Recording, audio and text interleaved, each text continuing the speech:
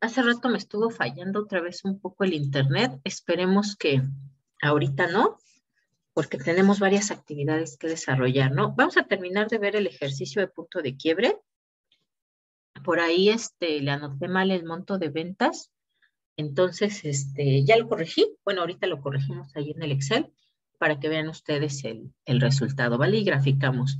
Y por ahí teníamos pendiente eh, el último tema, ¿no? También lo vamos a ver, el tema del sistema financiero, y van a exponer ustedes. Voy a tratar de ser muy breve con lo que yo voy a exponer para que nos dé tiempo de que todos ustedes presenten, ¿vale? Si hay alguien que no puede compartir pantalla o algo, súbame de una vez su presentación ahí en el Classroom y yo la comparto mientras ustedes lo van explicando, ¿vale? Para que sea muy fluida la clase. Y al final, pues escucharemos algunos de los que tengan ya como el análisis completo, que nos vayan también justamente exponiendo qué fue lo que encontraron ahí en sus empresas con la aplicación de los análisis, ¿vale? Entonces, école, voy a compartir pantalla.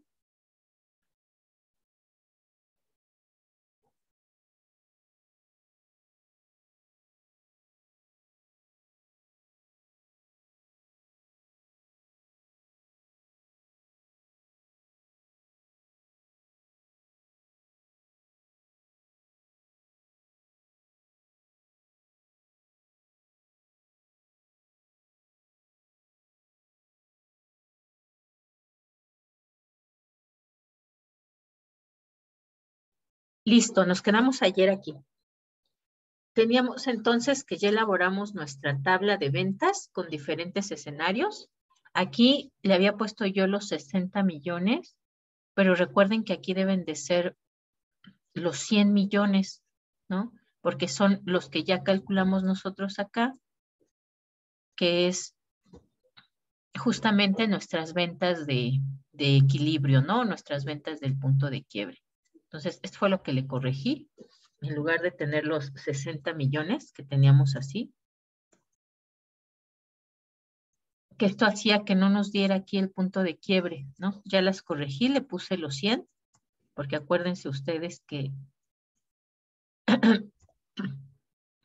justo esta que tenemos aquí en verde es la que nos muestra nuestros resultados del punto de quiebre. Podemos dejar igual y aquí los 60 millones, déjenme ver, en lugar de 40, para que sea lo que tuvo de ventas en el periodo anterior. Y vamos a agregar también otras filas, porque aquí para poder responder las demás preguntas nos dice, además de graficar, ¿qué pasa si vende 30 unidades y qué pasa si vende 128 millones? Entonces vamos a agregar esos escenarios. Aquí en lugar de 130 vamos a dejarle 128.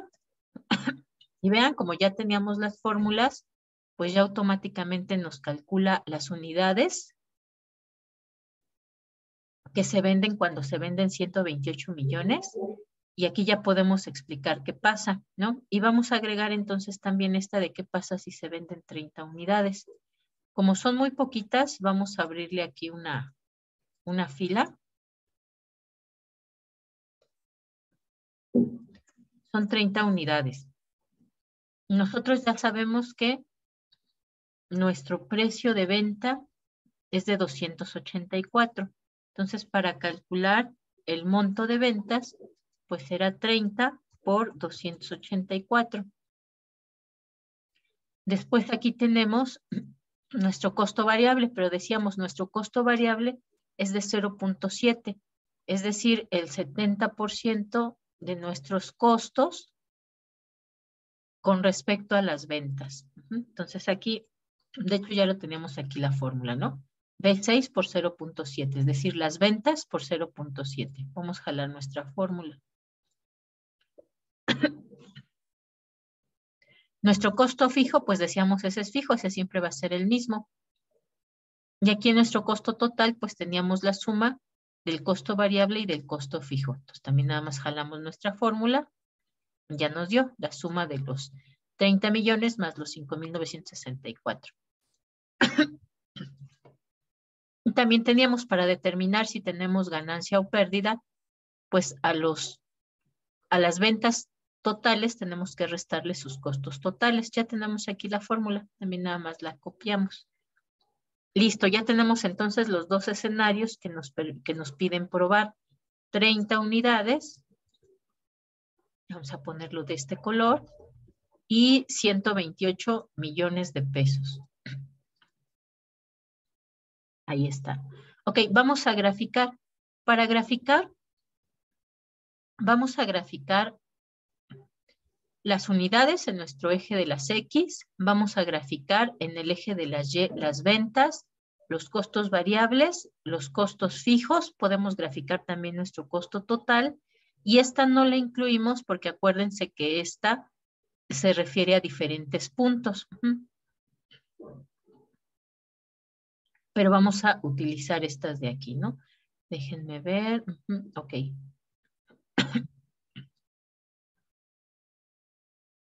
Insertamos una gráfica de líneas. Puede ser así con puntitos o sin puntitos, como ustedes quieran. Y ya aquí nada más le ponemos punto de quiebre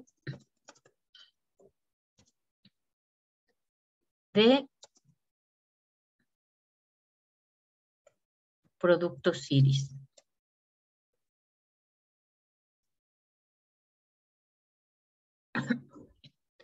Y ya tenemos aquí señalado. Lo voy a hacer más grande para que se vea un poco mejor, ¿no? Porque calculamos montos muy altos y nuestro punto de quiebre está justo por acá.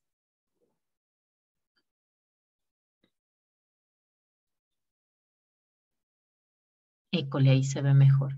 Entonces, vean, nuestras ventas parten del origen en 0 y van hacia el horizonte, ¿no?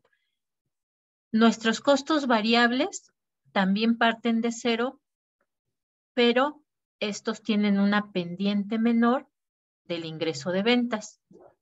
Nuestro costo fijo, independientemente de si vendemos 0 o vendemos más, nosotros lo tenemos justamente de forma horizontal. Es una línea de forma horizontal porque no se modifica, no varía. Nuestro costo total inicia justo donde inicia el costo fijo y tiene la misma pendiente que nuestra línea del costo variable. Y nuestro punto de quiebre pues se encuentra justamente aquí, ¿no? En los 352,112 unidades, 113 unidades. A partir de este punto, si vende más la empresa, aquí tenemos las unidades, recuerden que estas son unidades, si la empresa vende más, pues entonces ya va a empezar a obtener ganancias. ¿Cuál es la ganancia? Pues la diferencia que hay entre el costo total y nuestras ventas. Y hacia abajo, la empresa lo que tiene son pérdidas. ¿Por qué? Pues porque aquí se observa los costos, que es la línea amarilla, los costos totales, pues son más altos que el ingreso de ventas. Entonces, listo, ya está ahí nuestra gráfica de punto de quiebre. Vamos ahora a revisar entonces acá para contestar estas preguntas. Nos dice, elabora la tabla con diferentes niveles de venta desde 0 y con 6 niveles. Ya la tenemos e incluso pusimos más, ¿no? Tenemos 3, 6, 7. A explicarle el punto de quiebre al empresario. Bueno, eso les tocará a ustedes hacerlo, ¿no? ¿Qué es eso del punto de quiebre? ¿Para qué les sirve? ¿Por qué le conviene calcularlo? ¿Qué pasa si vende 30 unidades y qué pasa si vende 128 millones de pesos? Si vende 30 unidades, sus ventas serán solamente de 8,520 y sus costos totales son de 30 millones. Vamos a ponerle aquí también en moneda. Son de 30 millones, 30 millones, 5,964 pesos, ¿no? Entonces, obviamente son mucho mayores sus costos totales que el ingreso de ventas que tendría. Por lo tanto, entonces tendría una pérdida de 29,997,444. Entonces, tiene que vender mucho más de 30 unidades. Y aquí dijimos que le íbamos a quitar sus decimales. Ok. ¿Qué pasa si vende 128 millones de pesos? Ah, pues si vende 128 millones de pesos, estaría vendiendo 450,704 unidades por encima de las unidades que nos piden que vendamos.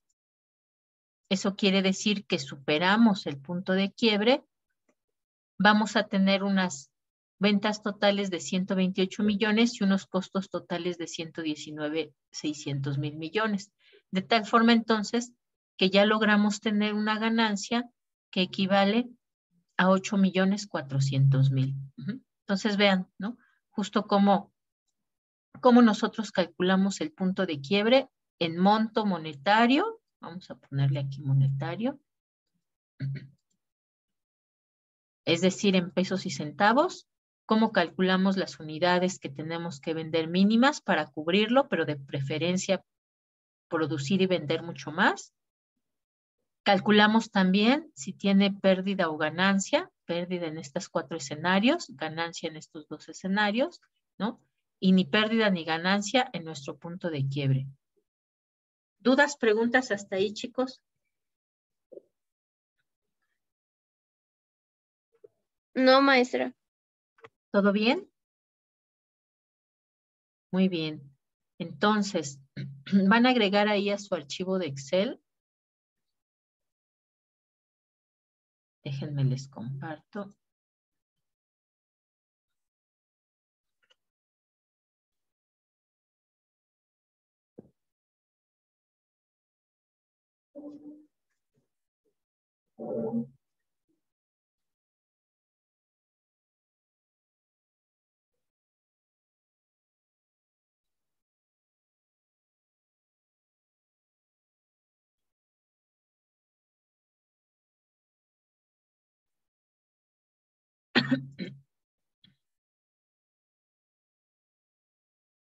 Espérenme, porque se está empezando a atorar esto. Acá está.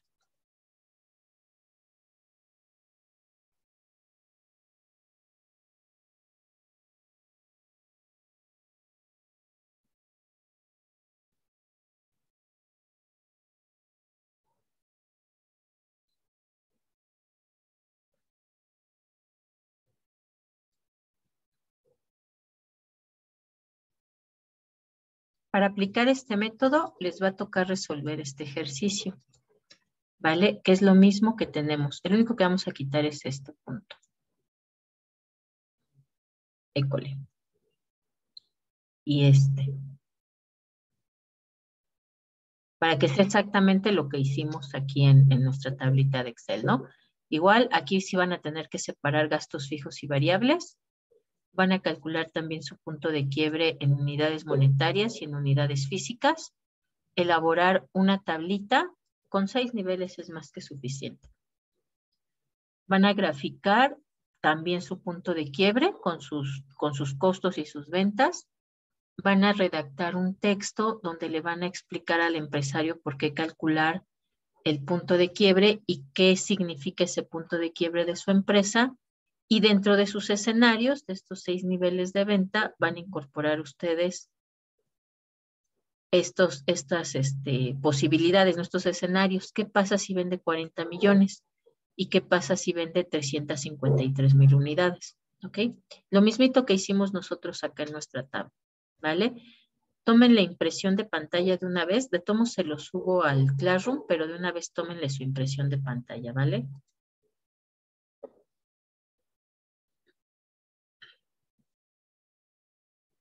¿Listo?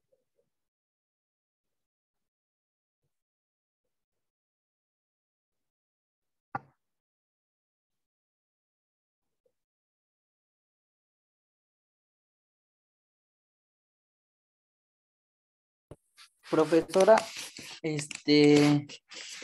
¿cómo era lo de calcular ahora sí que en unidades? ¿Cómo se hacía el cálculo a unidades? Ajá, en unidades, recuerde, ¿no? Ya nos están dando aquí, por ejemplo, sueldos, teléfono, para la utilización, seguros. Aquí tiene, por ejemplo, el precio de venta, ¿no? El precio de venta de su producto es de 1,200,000.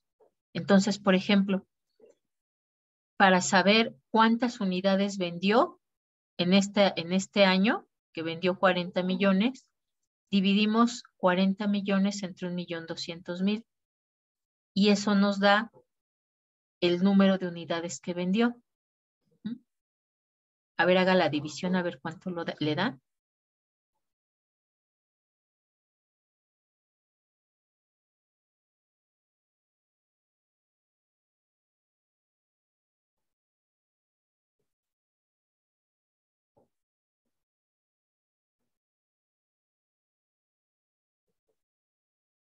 ¿Cuánto le dio?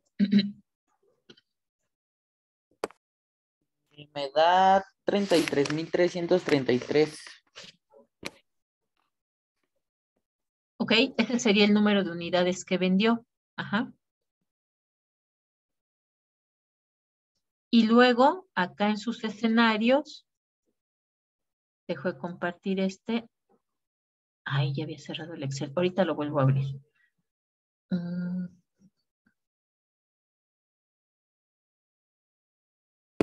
Es que me quedó duda sobre eso de los, hay como decía, sobre 6 niveles de venta. Ajá, sí, justo. Ahorita le muestro la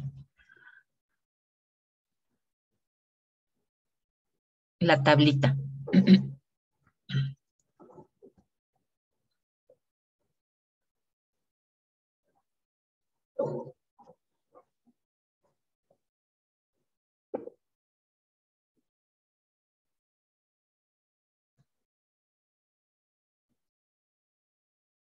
Acá está.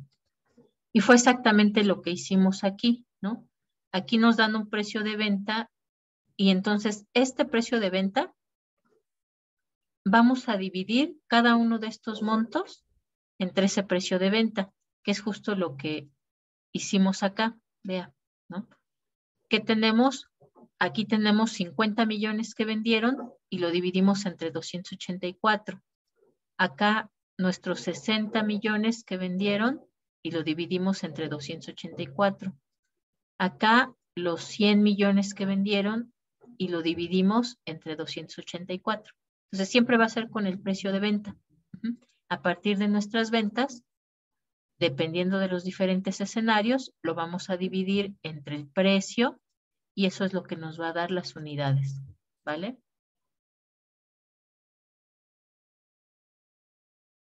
Sí, profesora, gracias. ¿Listo? Ok, muy bien. Dejo entonces de compartir ese y vamos a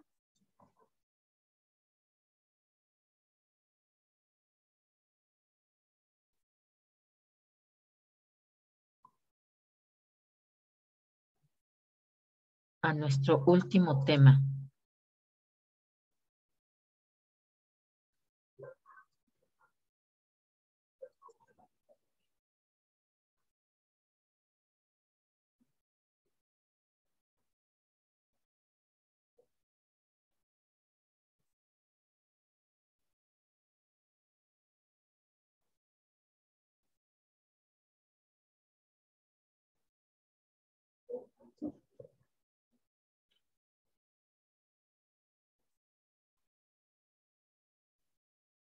Era esta de acá. Ok, bien. Voy a cerrar esta otra. Jacqueline ya está por ahí. Tome la impresión de pantalla. Les vuelvo a compartir por si no se está viendo. Al ejercicio. Este ejercicio lo van a anexar en la última pestaña de su archivo de Excel, ¿vale? Tome la impresión de pantalla para que pueda realizarlo.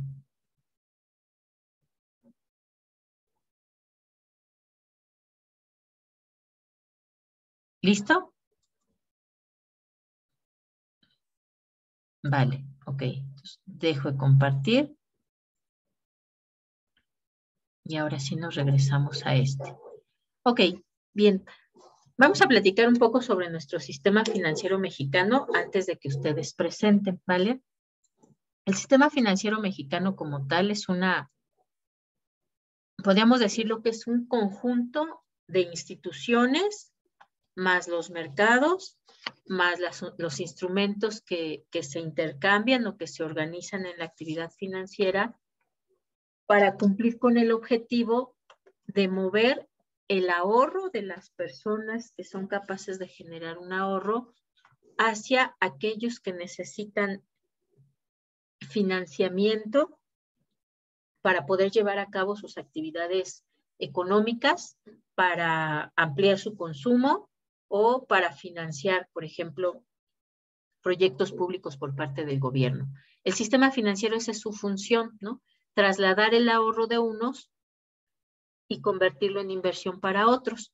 En ese proceso, ¿no? No es tan fácil convertir el ahorro en inversión. En ese proceso, justamente, quienes facilitan esa conversión es el sistema financiero, es decir, todas las instituciones que participan como intermediarios financieros dentro de la economía. En la medida en que se tenga un sistema financiero más desarrollado y más eficiente, pues entonces será más exacta esa conversión del ahorro en inversión. Por esa actividad, pues obviamente también van a cobrar una cantidad de dinero y como habíamos mencionado anteriormente para las microfinancieras, justamente todo el sistema financiero va a trabajar con los ahorros de terceras personas, ¿no?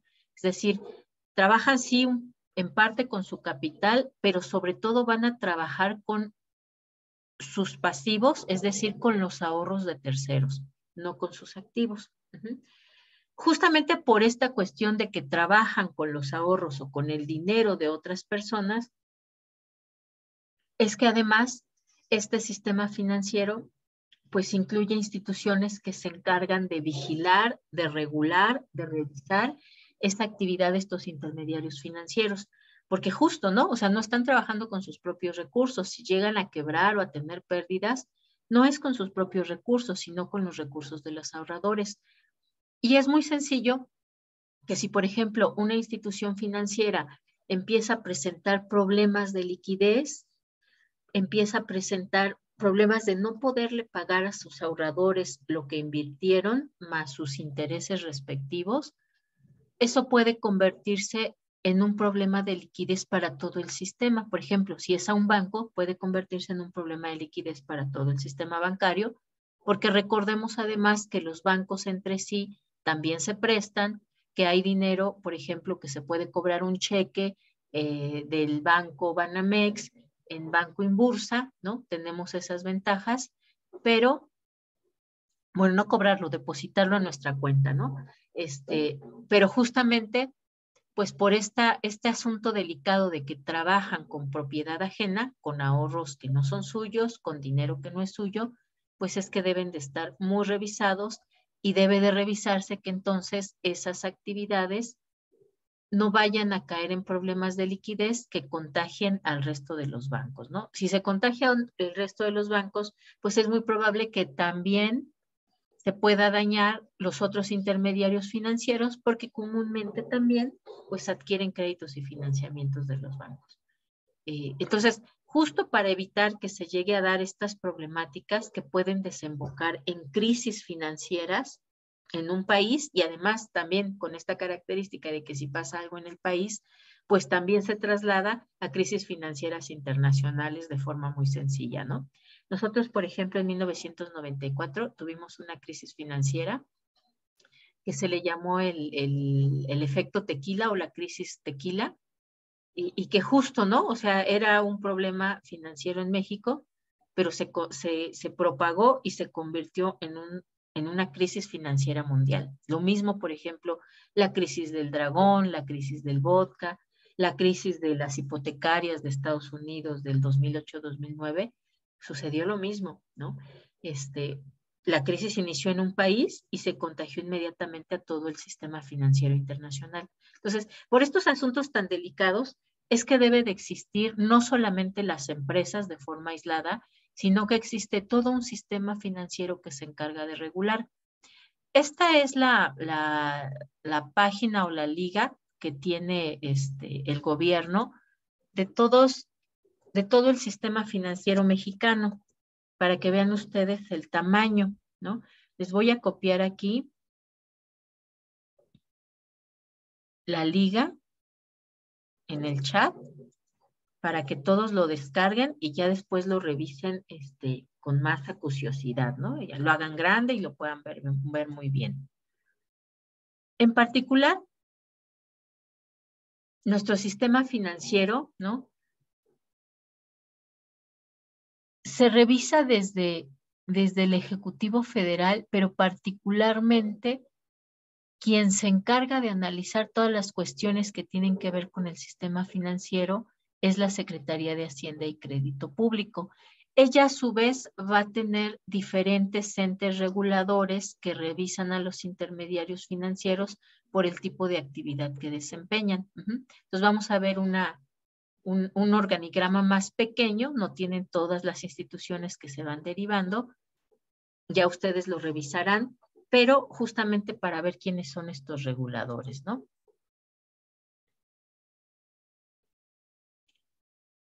Dentro de este sistema financiero hay ciertas variables económicas que son fundamentales para revisar cómo funciona, que van a determinar, por ejemplo, las tasas de interés que se ofrecen a los ahorradores o las tasas de interés entre los préstamos que se dan los intermediarios financieros. Y en particular, dos variables son muy relevantes: las tasas de interés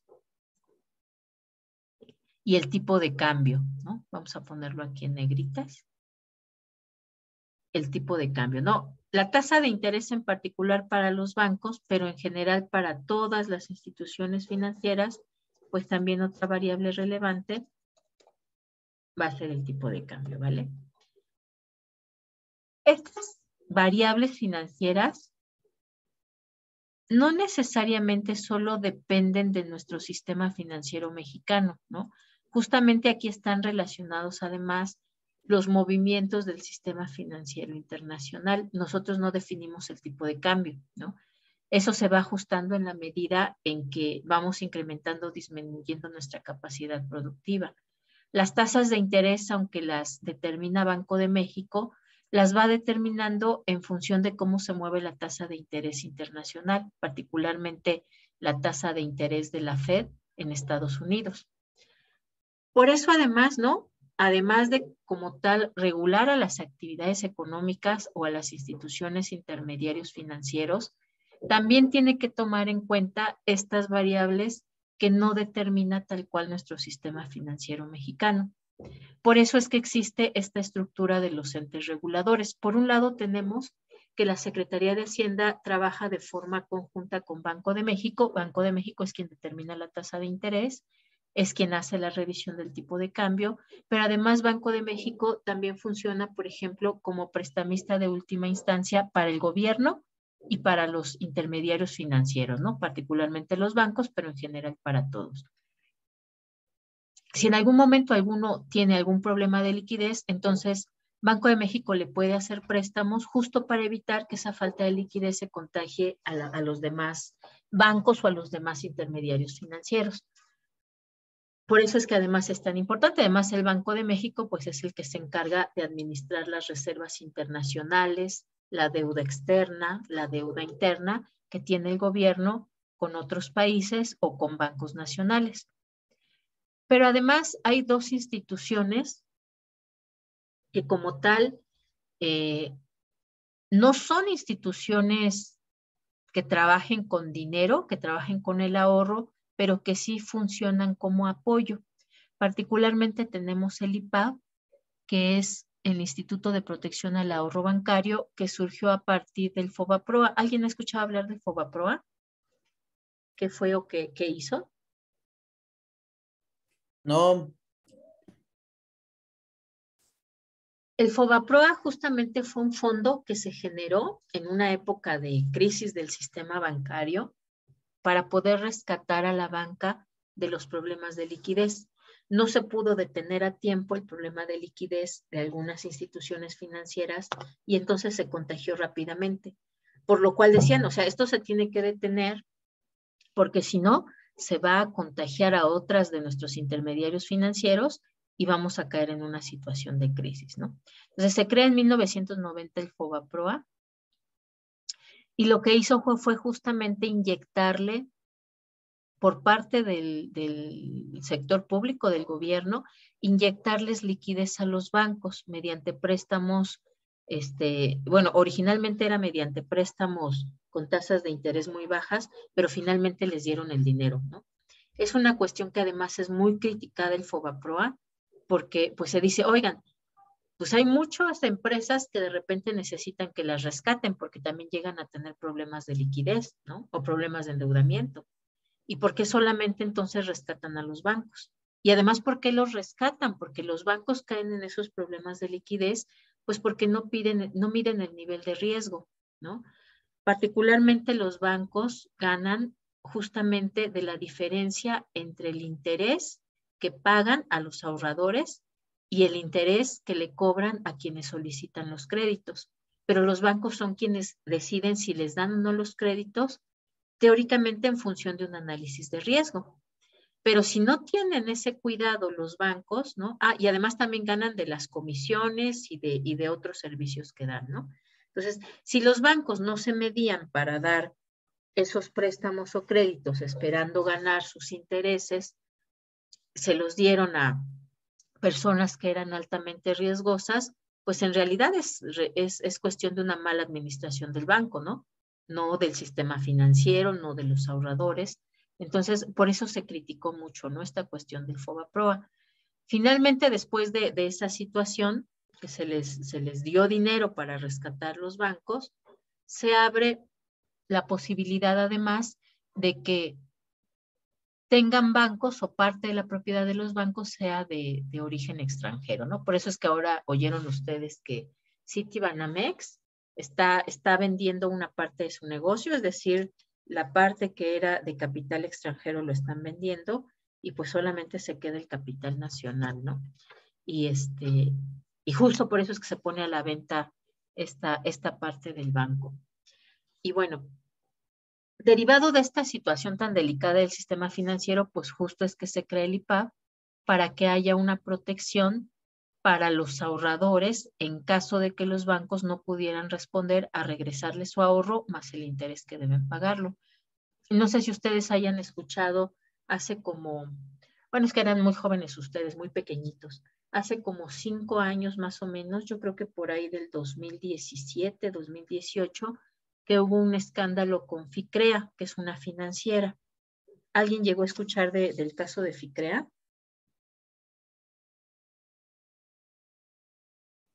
No, maestra. ¿No?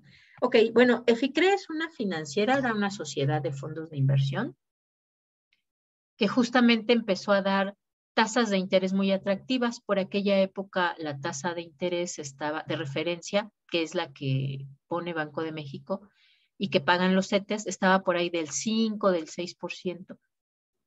Y resulta que FICREA empezó a dar tasas de interés del 16, del 14%, y obviamente pues a los ahorradores nos interesa ahorrar donde nos den una tasa de interés más alta, ¿no? Entonces, muchas personas empezaron a meter ahí su dinero, sobre todo, por ejemplo, personas ya grandes, adultos mayores que ya habían recibido su dinero de la pensión o de la jubilación, metieron ahí su dinero y como les daba atractivos intereses, pues metieron todo su dinero. Entonces, justo de repente sucede que hacen un fraude, se desaparece el propietario de FICREA y se lleva el dinero. Y entonces inmediatamente entra, pues justamente la Comisión Nacional Bancaria y de Valores a revisar qué había pasado. Y pues resulta que el hombre se fue, ¿no? Y se fue con el dinero de los ahorradores. En ese caso, entonces, pues justamente se activó el IPAB y les estaban respaldando hasta cierto límite una cantidad de sus ahorros, ¿no? Era algo así como hasta el 40% de 1.300.000, algo así de dinero, ¿no? Entonces las personas que tenían invertido más, pues en realidad no recuperaron tanto de sus ahorros. Las personas que tenían invertido menos, pues sí lograron rescatar montos importantes, ¿no? Todavía sigue el proceso porque todavía no se le ha pagado a todas las personas y además porque se está tratando pues de que dé la cara el hombre y se le procese, ¿no? Cuando hay una situación así de desfalco, de fraude y además ¿cómo se llama? De que no se les puede pagar a los ahorradores, pues entonces entra justamente las organizaciones reguladoras para decir cómo se les va a pagar a los ahorradores y que no pierdan por completo su dinero. Además de esta institución, existe otra que es la Comisión Nacional de Usuarios de Servicios Financieros, que es la CONDUCEF, que ella se encarga de dar asesorías, ¿no? Cuando tengan tiempecito ahora en sus vacaciones, métanse a la página de la CONDUCEF. Ahí hay, por ejemplo, un simulador de tarjeta de crédito para saber cuál es la que cobra más caros intereses. Hay un simulador de fondos de inversión o de cuentas de ahorro para saber en qué banco o en qué fondo de inversión conviene más invertir. Hay un simulador de financieras hipotecarias para saber quién me cobra más o quién me cobra menos si yo quiero comprarme una casa, un departamento. Entonces, métanse, revísenlo. Hay también, por ejemplo, cursitos o folletos sobre información financiera. Ahorita, por ejemplo, el 1 de febrero se va a abrir un curso de seguros que lo da Conducef en conjunto con Banco del Bienestar. Entonces, hay mucha capacitación, hay mucha información que puede ser útil, ¿no? Cuando tenemos que tomar decisiones financieras. Y en particular, pues justamente funcionan también como árbitro cuando hay un problema con los bancos o con algún intermediario financiero.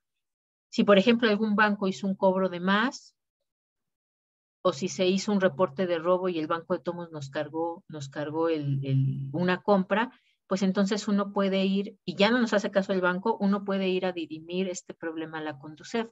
Anteriormente solamente participaban como para asesorar a los ahorradores y hacerles llamado a los bancos, pero actualmente ya también tienen la posibilidad de multarlos, ¿no? Entonces, si ya determinaron que no, que sí fue culpa del banco y me debe de pagar, y el banco no me paga, entonces la CONDUCEF le puede cobrar una multa y además pues también el banco tiene que pagar aquello que me cobró de más, ¿no? Entonces es importante conocer para qué sirve y estas como tal son parte de nuestro sistema financiero porque justamente se encargan de cuidar el dinero de los ahorradores.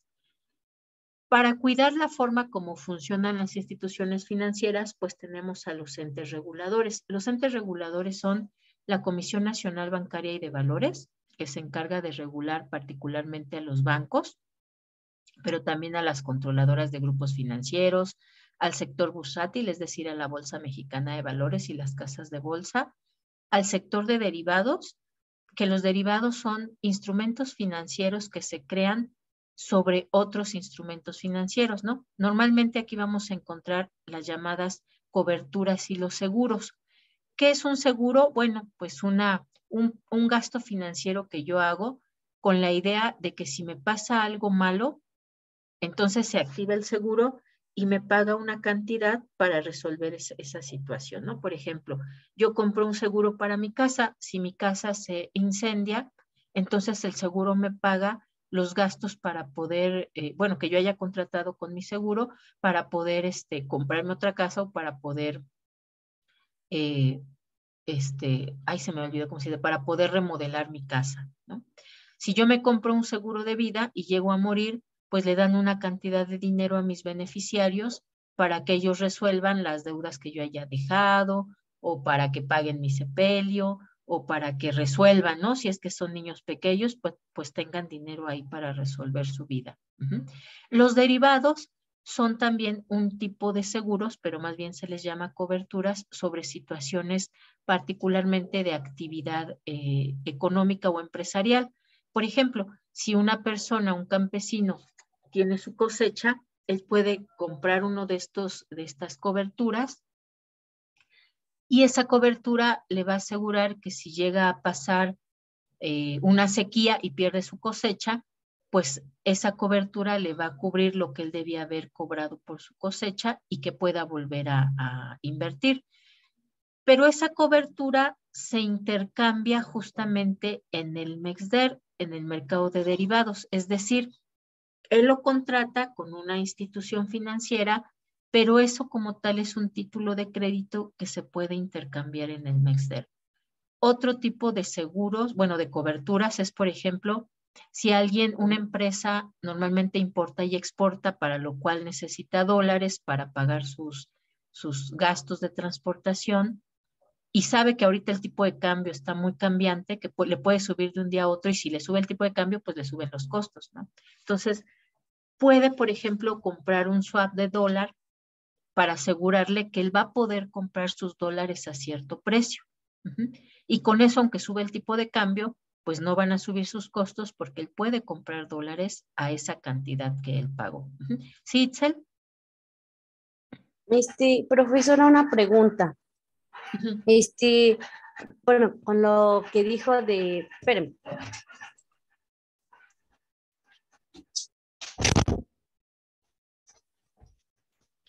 con lo que dijo de ¿cómo se llama? De los seguros de vida. Ajá.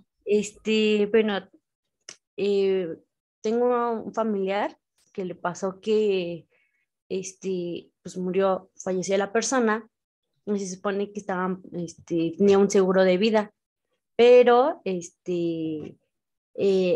fue en Electra. Entonces, esa persona, ¿cómo se llama? Tenía pagos, o sea, hacía pagos, sus pagos constantemente y así.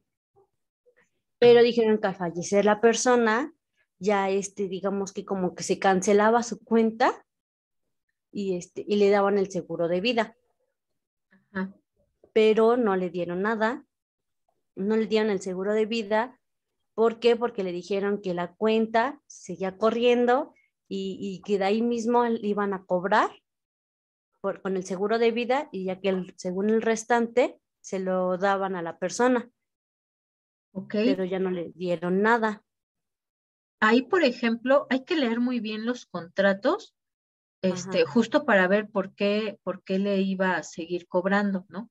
Hay que revisar ahí el contrato. A veces sí hay un pago que se tiene que hacer que le llaman ay, se me olvidó ahorita, pero también se pagan los autos.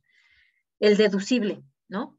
Hay Ajá. un deducible, a veces, no siempre, en los seguros de vida. Entonces, hay que revisar muy bien el contrato, si ahí decía que había algún tipo de deducible, y y revisar justo qué le cobraron. Puede ser a lo mejor que no terminó de pagar su seguro y por eso ahí le iban a cobrar una cantidad. Pero si no le dieron nada, entonces sí hay que meter el caso en la Conducef para que ellos revisen y estén enterados de que no pagaron el seguro, ¿no? Sí hay muchos, particularmente hay muchos seguros que de repente no quieren pagar y se hacen de la vista gorda, pero sí hay que hacer la solicitud, ¿no? Meter la queja y que nos resuelvan aunque tarde. Entonces sí hay que hacerlo, pero hay que buscar el contrato, pedirles una copia del contrato para revisar muy bien cuáles fueron los términos. Porque puede Ah, ok. ser eso, que no haya terminado de pagar. Puede ser que haya un deducible, pero de cualquier forma, por lo menos les tienen que informar, ¿no? Ah, pues el deducible era de tanto y a ustedes les queda tanto, que es lo que pueden cobrar. Pero si se están Ah, haciendo de la vista gorda, sí hay que hacerlo, porque también de repente hay malas prácticas, ¿no? Por eso es que están tan regulados estas instituciones, o también a veces inclusive pues hay ejecutivos de cuenta que llegan a hacer sus fraudes de forma individual, ¿no? A nosotros, por ejemplo, y yo la verdad ya me enteré muchos años después, resulta que mi mamá pues ya se jubiló y tenía por ahí su dinerito del Infonavit, que les dan, si no compraron casita, les regresan su dinero. Y resulta que mi mamá, pues todavía pensando que la gente es buena, fue a hacer su trámite del cobro y le dijeron en el banco, ah, sí, claro que sí, nosotros hacemos el trámite, fírmele aquí. Y nunca le depositaron su dinero. Yo le decía a mi mamá que fuéramos a reclamar, pero pues ya yo me enteré de esa situación, me la platicó como 10 años después, ¿no? 7 años después. Entonces, pues ahí sí ya es más complicado. Pero sí, o sea, yo digo siempre, y más nosotros que somos de las áreas económico-administrativas, debemos de estar siempre al pendiente y cuando haya necesidad de meter la queja en Conducef, meterla, ¿no? Porque muchas veces los bancos justamente pues se escudan en que pues ellos son enormes empresas frente a personas pequeñitas y sí no faltan, ¿no? También hay, por ejemplo, en Conducef pueden ver la cantidad de quejas que hay de las instituciones financieras y cuántas se han resuelto, ¿no? Entonces, sí hay que hacerlo, por ahí trate usted de apoyarlos, de buscar o de solicitar ahí en Electra el contrato del seguro de vida para revisar cuáles eran los términos. A veces tienen restricciones, ¿no? Por ejemplo, si la persona no dijo que tenía una enfermedad crónica, diabetes, hipertensión, y se murió, y resulta que ya cuando están revisando lo que le tienen que pagar, médicamente demuestran que era por su enfermedad, y no, la persona no la declaró, entonces el seguro no paga, pero además eso lo establece, ¿no? Dentro del contrato, no es que, ay, no, estaba enfermo y no me dijo, y ya, no le pague, no, tiene que estar establecido en el contrato. Si no está establecido en el contrato, entonces le tiene que pagar.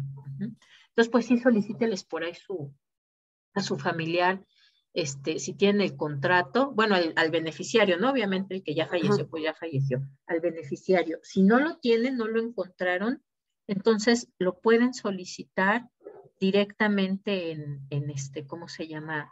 Ahí en Electra, y si no se los quieren dar, entonces ya metan su queja en la Conducef, y la Conducef lo obligará a Electra a hacer para revisar cuáles fueron los términos. Sí, y aunque, porque se supone, bueno, fueron a pedirlo y todo, pero pues le pusieron muchas trabas y muchos papeleos y muchos papeleos. Entonces, aunque ya haya pasado un año, porque se supone que en enero hizo un año de que lo pidió, pero se supone que este seguro de vida creo que al parecer se caduca, o sea, según se vence, como por marzo, creo, más o menos. O sea, Ah, ok. entonces, No, sí, de hecho tenemos hasta 2 años para meter las quejas. Por eso es que también yo con lo de mi mamá ya no hice nada, porque digo que tenían como 7 años. Pero 2 años, sí, tenemos 2 años para meter la queja. Entonces, aunque ya haya pasado un año, pues apúrense y métanla de una vez.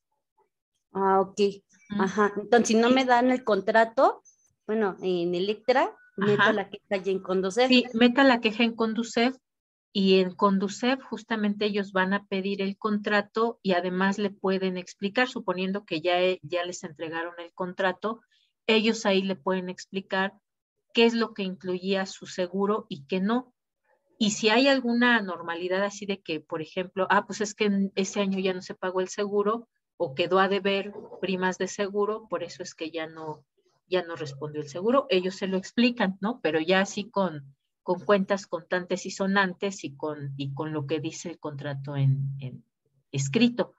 Y Ajá, si ellos sí. encuentran que no, que hay una normalidad, sí se pagó el seguro y faltaba pagar a lo mejor ese deducible, y de todos no entregaron nada, entonces sí les piden a los bancos que les expliquen qué pasó, y que les entreguen también las cuentas así de pesos y centavos de qué fue lo que hicieron. Entonces sí, meta su queja, ¿vale? Ok. Sí, Ajá, porque hasta pidieron, bueno, les pidieron papeleos, o sea, que la persona que si no era, que si era soltera, casada, y es un buen de cosas.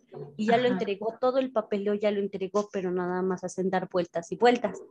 Sí, sí, eso es bien común, se aprovechan mucho Ajá. algunas instituciones, pero si ustedes metan la queja, métanla, y ya mejores con un árbitro responden mucho mejor los bancos, entonces sí, metan la queja, se lo recomiendo. Sí, porque hasta dicen que, bueno, dijeron que la persona siempre iba al corriente con los pagos, pero nada más el seguro ya no terminan de pagar. ¿Por qué? Porque la persona se supone que fallece y se cancela Claro, la ajá, cuenta, y que es más obvio, y que el claro. seguro de vida ya estaba así pagado. ¿Por qué? Porque se iba pagando al corriente con las cuentas, o sea, con los pagos. Entonces, por eso, y ya cuando fueron a pedir el seguro, bueno, fueron a tramitar lo del seguro, y entonces ahí fue cuando hicieron trabas y ya no lo quisieron entregar. Sí, sí, vaya, porque de hecho los seguros se dejan, o sea, dejan de pagarse cuando las personas se mueren, ¿no? Porque justo por eso Ajá, uno paga un seguro. Pues si me muero, quiero que me paguen a mí mi seguro, no yo seguir pagando mis primas, ¿no? Si ya estoy sí. muerto, ¿cómo voy a seguir pagando primas? Sí, exactamente, sí, vayan a poner su queja. Ah, ya, gracias. Ok, bueno, entonces tenemos que regulan al sector bursátil, al sector de derivados, a las instituciones de crédito, que son pues los bancos, ¿no? Los bancos tanto de desarrollo como la banca múltiple. Regulan también a las SOFOLES, que son las sociedades financieras. Bueno, tenemos especializadas y no especializadas. Ahorita a alguien le tocó exponerlas, así que nos platicará más. A los organismos auxiliares de crédito, que no son bancos exactamente, pero que sí dan servicios también de financiamiento para actividades muy específicas y en casos muy específicos. También por ahí a alguien le encargué que nos presente una. Y las sociedades de información crediticia. Estas sociedades de información crediticia son particularmente el buró de crédito, ¿no? Que tampoco da préstamos ni créditos ni financia nada, pero le da información a estos intermediarios financieros para que haya más claridad. Es decir, si ya hay una persona que tiene una deuda, ahí se puede revisar en el buró de crédito. Si se observa que tiene la deuda y que la ha ido pagando, pues es una forma de tener certeza que si cualquiera de estas instituciones le da un crédito, pues la persona lo va a pagar. Pero también si es una persona que ya se observa ahí que tiene muchos créditos o financiamientos y que no los pagó, pues entonces se considera una persona de riesgo y obviamente entonces estas instituciones de crédito no deberían de darle un préstamo porque es muy probable que no les pague. Además del buró de crédito, no viene aquí, pero además del buró de crédito existe un buró médico. Ese buró médico también, ¿no? Los médicos o las instituciones hospitalarias envían información sobre la salud de algunas personas o las sociedades financieras lo pueden pedir directamente para revisar cuál es el estado de salud, justo para evitar que no declaren alguna enfermedad preexistente o algún problema, ¿no? Porque pues obviamente el banco si está evaluando a una persona joven sin enfermedades, pues va a dar una prima mucho más baja porque es poco probable que le pase algo, se enferme, se quede incapacitado o fallezca, que una persona ya más grande, ¿no?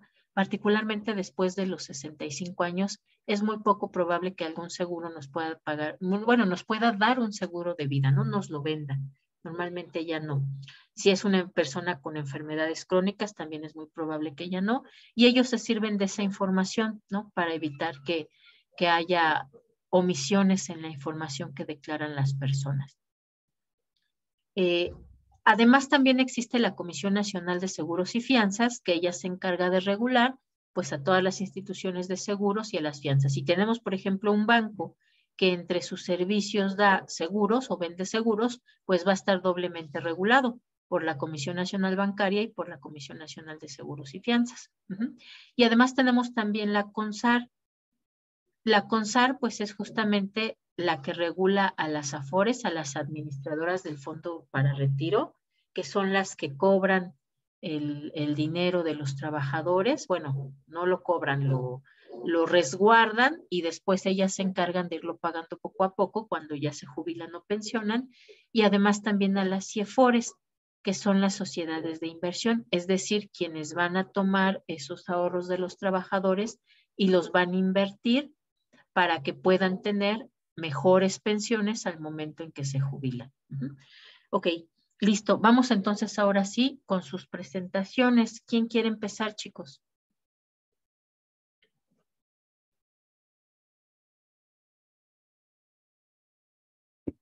Yo la tengo a la mano, profesora. Ok, perfecto. Muy bien. Si gusta compartirnos, Saúl.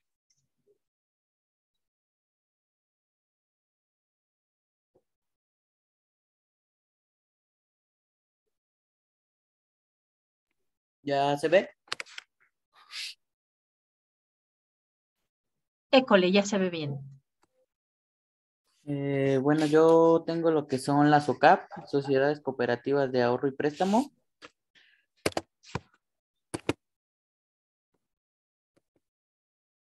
Las cuales son las sociedades integrales del sector social, ánimo especulativo y sin fines de lucro, que conforme a la Ley General de Sociedades Cooperativas y de la Ley de Ahorro y Crédito Popular, tienen por objetivo realizar operaciones de ahorro y préstamo con sus socios.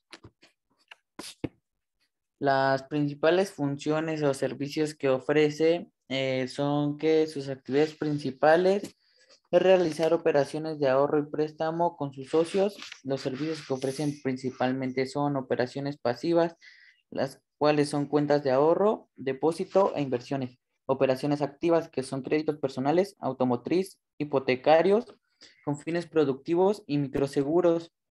Y tenemos los servicios que son pago de luz, teléfono, etcétera, compra y venta de divisas, distribución y pago de programas gubernamentales, recepción y envío de dinero y comisionistas.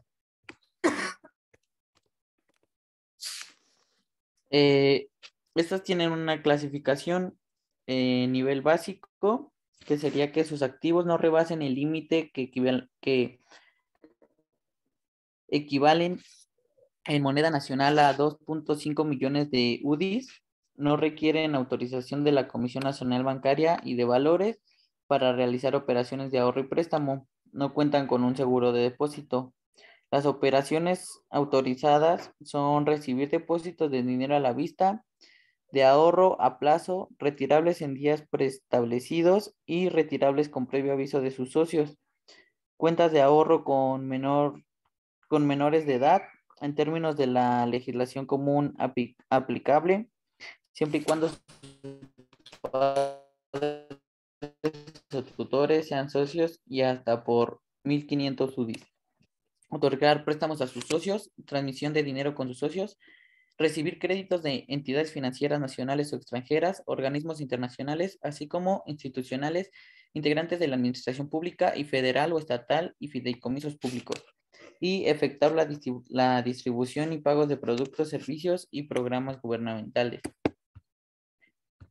Las OCAPs cuyos activos rebasan los 2.5 millones de UDIs requieren la autorización de la CNBV y se clasifican de la siguiente manera. Monto de activos totales. Como nivel 1 está el monto de activos totales iguales o inferiores a 10 millones de UDIs, operaciones autorizadas, además de las anteriores, que sería que podrán expedir y operar tarjetas de débito y tarjetas recargables, recibir los apoyos del Comité de Protección de Ahorro Cooperativo en términos del artículo 55 de la LRAC CAP, de descontar o dar garantía o negocios títulos de crédito, constituir depósitos a la vista o plazo en instituciones de crédito, realizar inversiones en valores gubernamentales, bancarios y de sociedades de inversiones en instrumentos de deuda, recibir o emitir órdenes de pago y transferencias, realizar la compra y venta de divisas en ventanilla por cuenta propia, distribuir entre sus socios seguros que formalicen a través de contratos de adhesión, distribuir entre sus socios finanzas, recibir donativos, aceptar mandatos y comisiones de entidades financieras relacionadas con su objetivo.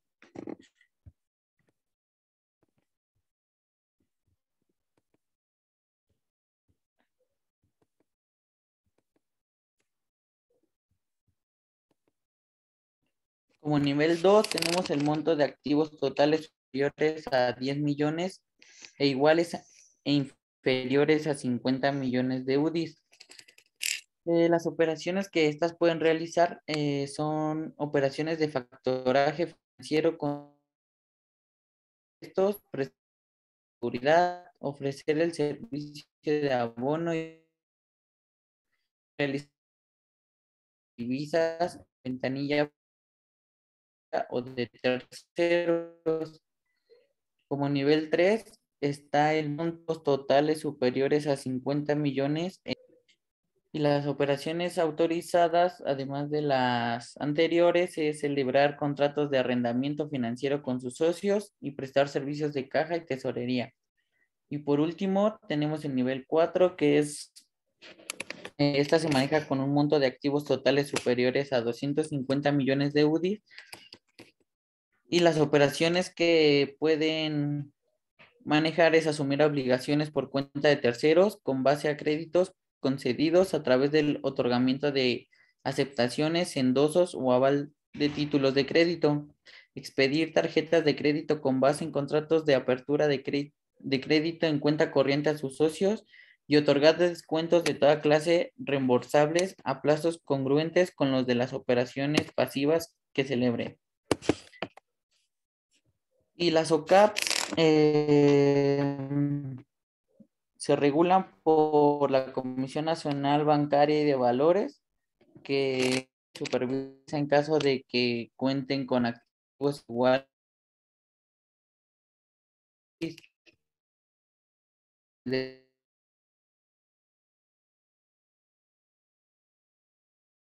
financiera.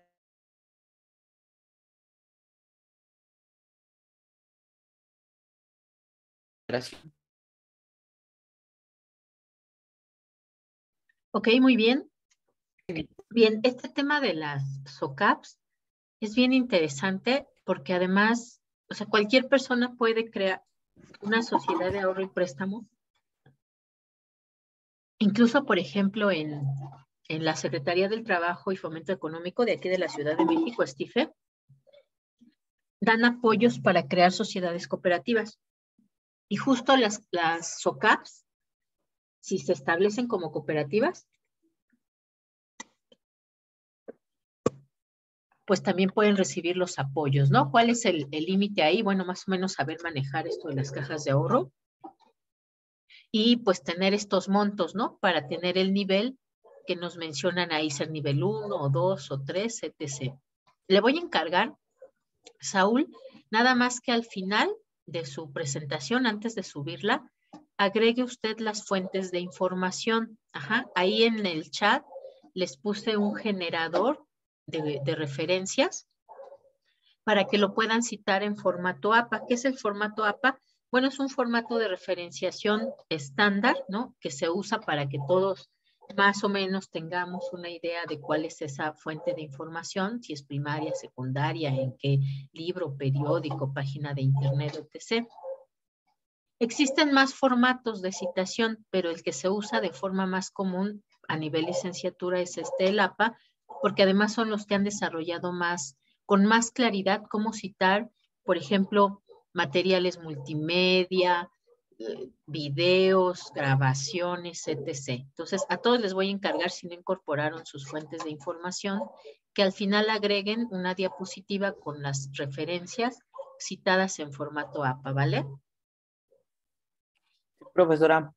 Muy bien, Saúl. Listo, ¿quién más, chicos? ¿Quién sigue? Yo. Ok, muy bien. Igual si puede compartirnos pantalla.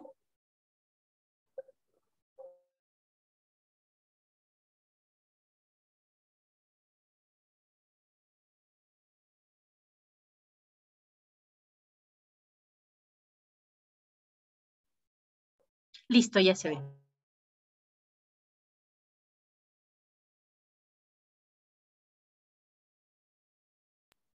Ahí me tocó lo que son las SOFOME, son sociedades financieras de objeto múltiple. ¿Qué son las SOFOMES? Son las sociedades financieras de objeto múltiple. Son sociedades anónimas que cuentan con un registro vigente ante la Comisión Nacional para la Protección y Defensa de Usuarios de Servicios Financieros, que es la CONDUCEF, y cuyo objeto social principal es la realización habitual y profesional de una o más de las actividades de otorgamiento de crédito, arrendamiento financiero o factoraje financiero. Se ubica como una alternativa de financiamiento para diferentes sectores, como personas y en especial financiamiento a las pymes. ¿Qué servicios ofrecen? Deben de tener un registro actualizado ante la Comisión Nacional para la Protección y Defensa de los Usuarios de Servicios Financieros. Uno de los requisitos para que una SOFOME pueda realizar una actividad legal, que es la de otorgar créditos, además de las siguientes, que es promover la actividad crediticia, cubrir la necesidad de financiamiento a corto, mediano y largo plazo y fomentar la competencia.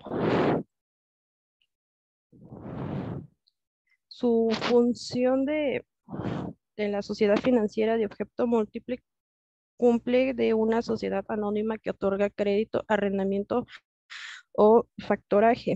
Las SOFOMES tienen como función la de facilitar dinero a las empresas que necesitan acceder a un crédito y que por diferentes motivos los bancos no les otorgan dicho crédito, además de dar atención de forma personalizada en sus sedes a las personas y a las pymes que busquen acceder a un crédito.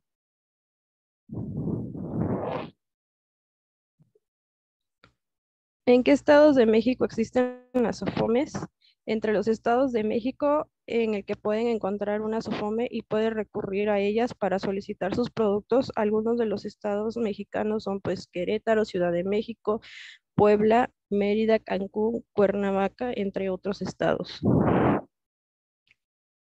¿Cuántas SOFOMES reguladas hay en el país? Existen unas 1.700 SOFOMES que se encuentran en todas las entidades federativas. La mayoría otorgan microcréditos, suelen ubicarse en zonas rurales donde los bancos tienen baja o nula presencia. De las SOFOMES, unas 205 son socias de ASOFOM, la Asociación de Intermediarios Financieras más grandes de Latinoamericana. ¿Cómo se clasifican las SOFOMES? Existen dos tipos de SOFOMES que se dividen en SOFOMES reguladas y SOFOMES no reguladas, y se diferencian en si mantienen o no vínculos patrimoniales con otras entidades financieras autorizadas por la Comisión Nacional Bancaria de Valores.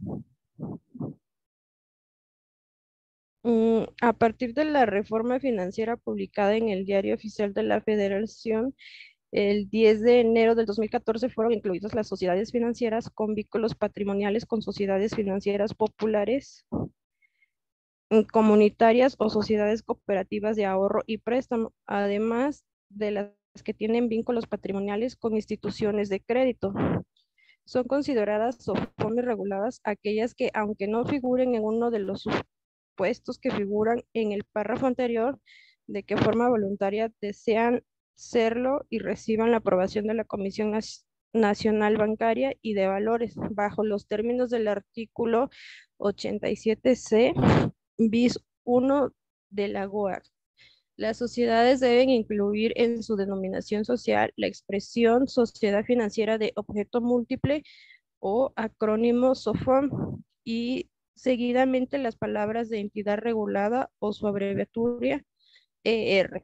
Quedan bajo la supervisión de la CNBV y por la CONDUCEP. Dichas atribuciones otorgadas por la LGOAC le confiere. Y estas son mis bibliografías.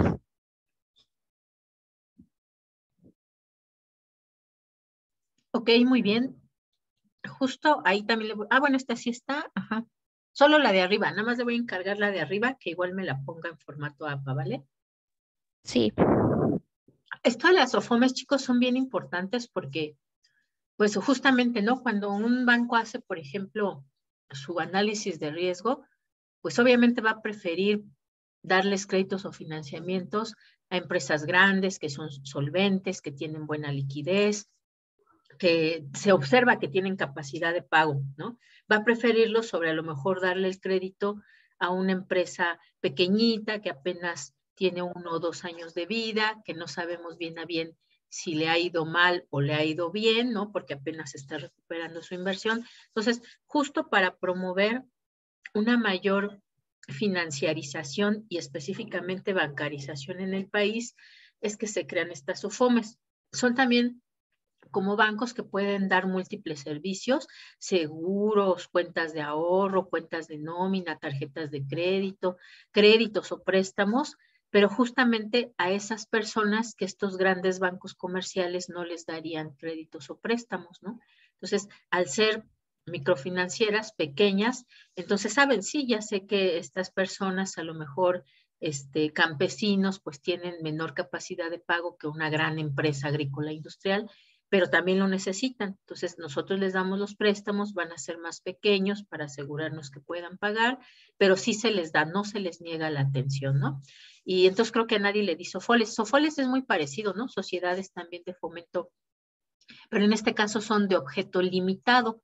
En esas de objeto limitado, pues entran las que solamente pueden tener un tipo de producto financiero, o bueno, un área, ¿no? Ahí entran, por ejemplo, las sociedades hipotecarias, ¿no? Pues solamente financian casas. Las autofinancieras, ¿no? Solamente financian autos, que solamente van a ser un tipo de bien o un tipo de actividad el que pueden financiar, o por ejemplo las que financian solamente a empresas productoras rurales, ¿vale? Ok, ¿quién más, chicos? ¿Quién más presenta? Yo, profesora. Ok, muy bien.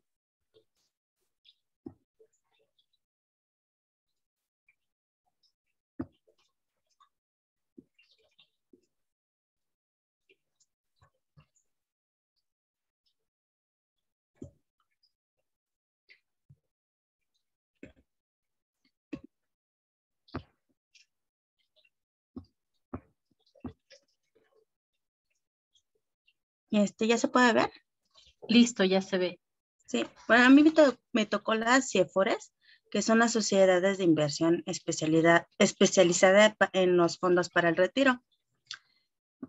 Las CIEFORES son el fondo de inversión en el cual las AFORES invierten en los recursos de los trabajadores. Estas que buscan obtener un mayor rendimiento posible de sus recursos, siempre bajo las medidas, quien las regula es la Comisión Nacional del Sistema del Ahorro para el Retiro, que es la CONSAR. Las CIEFORES son empresas operadas por las AFORES, que reciben los fondos destinados a las pensiones de los trabajadores. Al reunir estas pueden obtener rendimientos muy por arriba de lo que sería una individual. Anteriormente existían 5 CIEFORES. El sistema cambió a partir de, me parece que en abril del 2019, que eran 5 previas, que eran la básica 4, la básica 1 y la básica 0. La básica 4, que era 36 a menos años, la 3, 37 a 35 años, la 2 era entre 46 y 59 años, la básica 1 de 60 a 64 y la base 0 que es del 65 en adelante. Estas sí se diferenciaban por el tipo de inversión y sus rendimientos que ofrecían. Ahora se enfocaban en las más jóvenes, estas que tenían inversiones más arriesgadas y con mayor rendimiento. En el caso contrario a la básica 0, que son las que no se arriesgan como como la básica 4. Las nuevas que se emplean en 2019, que son las nuevas CIEFORES generacionales, son la primera que se diferenciaba entre la anterior era es que el aumento de CIEFORES de 5 a 10 con una mayor división por grupos de edad. Por ejemplo, podemos ver que tenemos de la básica la 94, que se refiere que es del 90 a 94, es el año que nacieron. Y así podemos ver básica 85, 89, van por años a diferencia de las otras. En este modelo, una persona pertenece a una CIEFORE de acuerdo a su nacimiento y permanece en ella el resto de su vida laboral. Cada CIEFORE tiene un régimen de inversión que se adecua a la edad del trabajador y se va adaptando conforme pasan los años a inversiones más conservadoras. Las CIEFORES cambian, le estaba comentando que son CIEFORES básicas a CIEFORES generacionales en las que permanecerán invertidos sus recursos sin que el trabajador tenga que cambiar de CIEFORE. Es decir, que el trabajador permanecerá en esa CIEFORE generacional hasta que llegue la edad del retiro, con el fin de que se aproveche mejor el largo plazo de las inversiones para maximizar la pensión.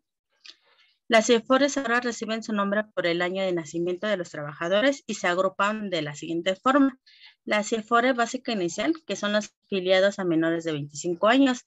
Las 8 CIEFORES básicas generacionales agrupan trabajadores entre 25 y 65 años en grupos quinenales de edad, tomando su nombre en función del año de nacimiento de los afiliados cuyos recursos gestiona. Una CIEFORE básica de pensiones que es de 65 a más. También podemos ver que es importante señalar que cada FORE tendrá sus 10 CIEFORES generacionales que se agrupan de la siguiente manera. Y aquí podemos ver una tabla que vemos las CIEFORES, la básica 94, la básica 85-89, la básica 80-84, básica 75-79, básica 70-74, básica 65-69, etcétera. Y podemos, las sociedades de inversión pueden informar conforme a los límites establecidos en las trayectorias de inversión en los siguientes instrumentos, como podemos ver. los recursos se invertirán de acuerdo a lo que dice la CONSAR, que son las fibras, las mercancías, los instrumentos estructurados, la renta variable, instrumentos bursatilizados y los valores internacionales. Y como podemos ver, la básica inicial que tiene en fibras un 10%, en sus mercancías, y así podemos checar cuánto es el porcentaje que le dan en sus rendimientos. Y los rendimientos se reflejan de forma anual en cualquier acción, como las inversiones son a largo plazo. Así se debe ver el desempeño para evaluar si se están aprovechando al máximo el régimen de inversión.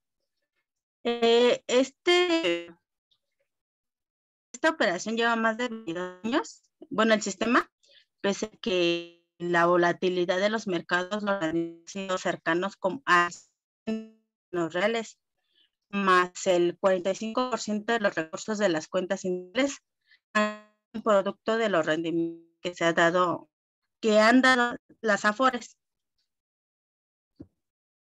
Ya son mis referencias.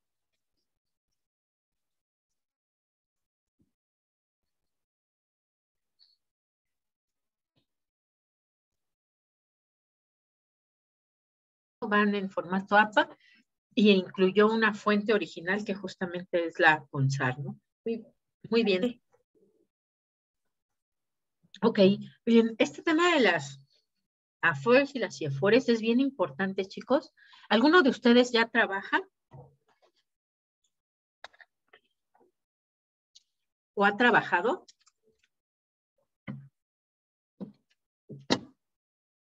¿No, ninguno? Yo creo que los que trabajaban, que nos dijeron al inicio del semestre, pues justo son los que ya no terminaron el curso.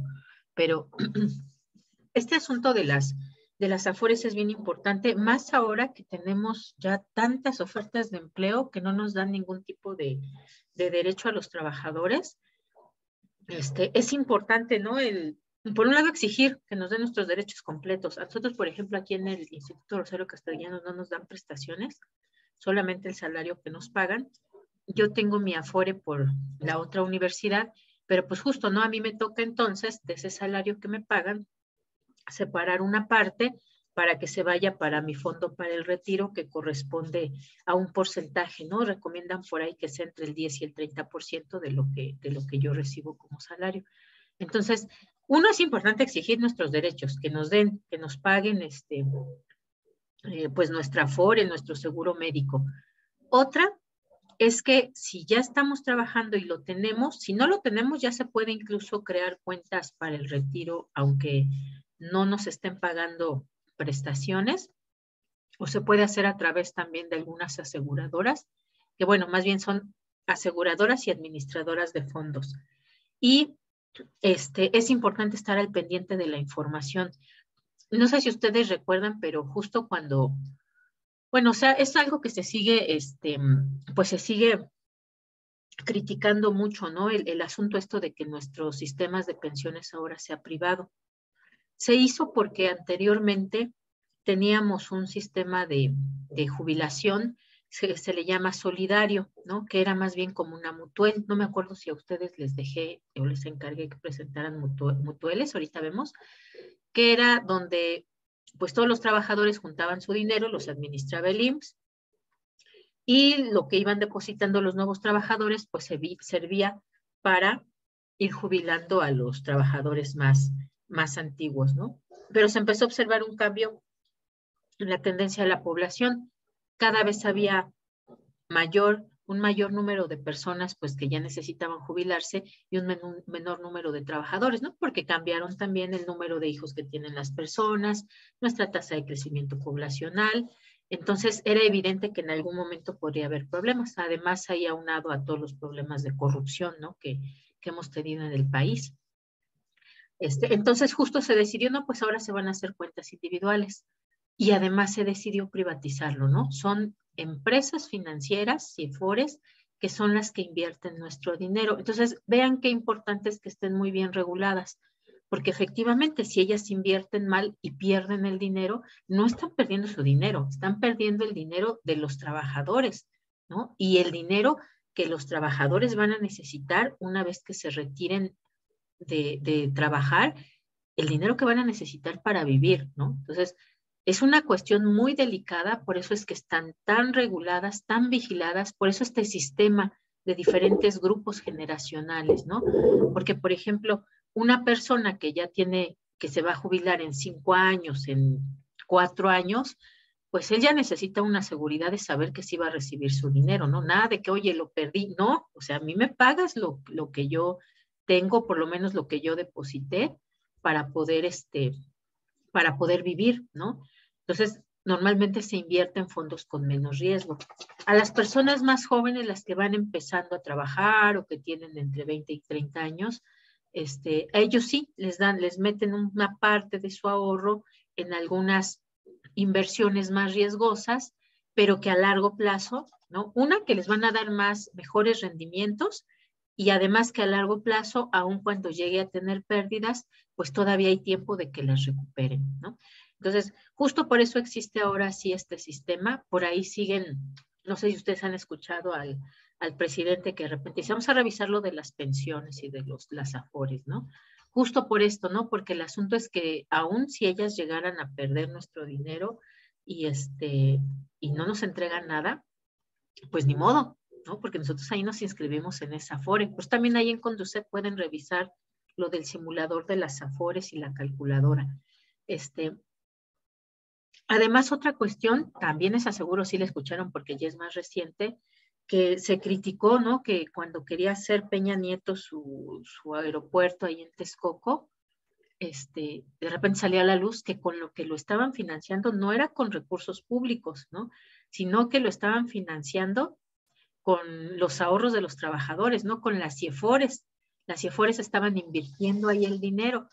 Y era una cuestión grave, uno, porque pues no se quería ese aeropuerto, porque además, bueno, a lo mejor por las personas que iban a encontrar trabajo, sí, pero no se quería porque pues despojaron, ¿no? Ahí a los pobladores de Atenco y Texcoco de sus propiedades. Uno, moralmente no era aceptable, y otra, porque además ya habían dicho los biólogos, los geógrafos, los geólogos, que no era un buen suelo para poner un aeropuerto porque había probabilidad de que se pudiera inundar, ¿no? Entonces, imagínense, si invierten nuestro dinero, resulta que el aeropuerto se inunda y entonces ya no se usa, por lo cual ya no va a recibir intereses por esa inversión y entonces vamos a tener pérdidas.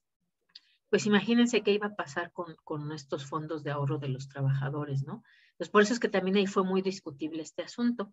Y otras de las cuestiones que todavía siguen ahí en el tema de la discusión es que en particular, pues todas estas afores, las administradoras, cobran sus comisiones independientemente de si nos están dando a ganar o a perder, ¿no? Entonces, eso también es una cuestión muy discutible, porque ellos cobran sus comisiones y en realidad pues no se hacen responsables de si nos están dando a ganar o nos están generando pérdidas. Entonces, por ahí lo más justo sería que cobren sus comisiones, pero sobre lo que nos están dando a ganar, ¿no? Y si no nos están dando a ganar porque invirtieron mal nuestro dinero, pues entonces que ellos también absorban la pérdida, no solo nosotros, ¿no? Y bueno, dentro de eso entra estas discusiones de que hay que revisar eso de las afores, y pues bueno, es algo que a ustedes también les va a tocar ya que empiecen a trabajar, entonces hay que estar muy al pendiente de estos temas, ¿no? Y revisar en qué afore estamos, si nos cambiamos, cuál da mejores rendimientos, porque finalmente, pues cuando terminemos nuestra vida de trabajadores, nuestra vida productiva, entonces tenemos que vivir de algo, ¿no? ¿Y de dónde vamos a obtener esos ingresos si ya no trabajamos? Ok, muy bien, listo chicos. ¿Quién más va a presentar? Yo. Ok, entonces vamos con Itzel.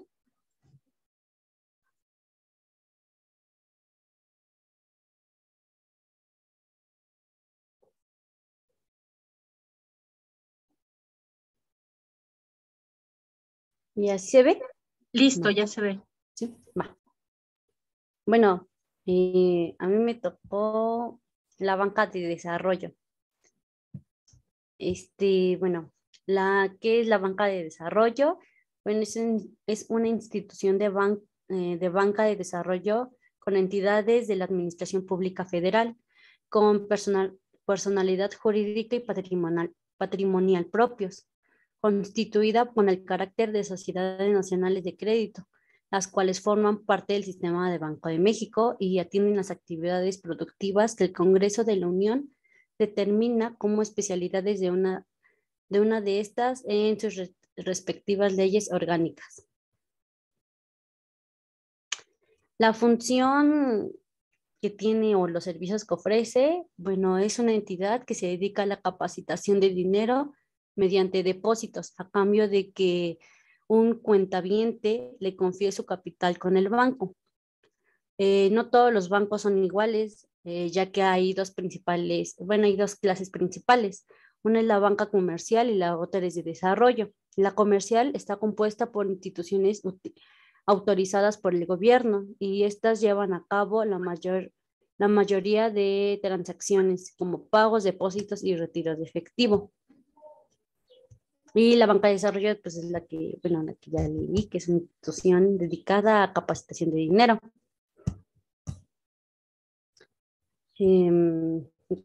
Las funciones que tiene es facilita el acceso al ahorro y financiamiento a personas físicas y morales, así como proporcionales, asistencia técnica y capacitación. Bueno, una es clarificación de mandatos, fomento de la inclusión financiera, remuneraciones y recursos humanos.